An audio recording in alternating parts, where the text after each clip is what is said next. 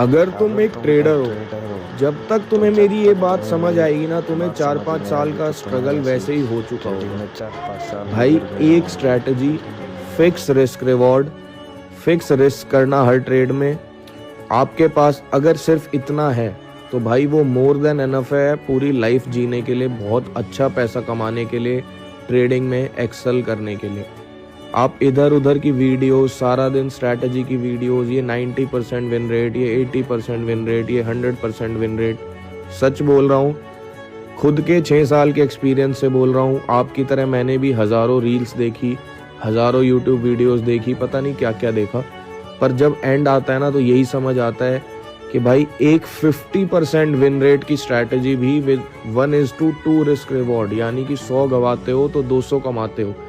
इससे ज़्यादा आपको और कुछ भी नहीं चाहिए ट्रेडिंग में लॉन्ग टर्म पे प्रॉफिटेबल बने रहने के लिए। आपका मन भी शांत रहेगा जब आपका फिक्स रिस्क रिवॉर्ड होगा।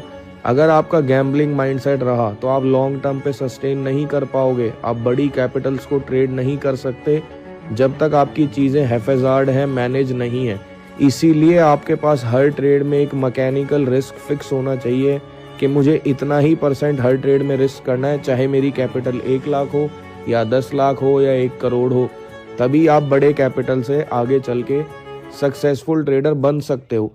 कोई भी काम जिंदगी में शुरू करते हो तो लॉन्ग टर्म सोच के शुरू करो, शॉर्ट टर्म सोच के मत शुरू करो। ये $150 की ट्रेड करके आपकी ज़िंदगी नहीं निकलने वाली।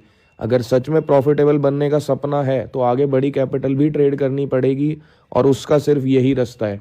तो मेरी बात आज मानो या मत मानो, स्ट्रगल करके मान लेना, पर माननी ज़रूर पड़ेगी क्योंकि यही सच्चाई है।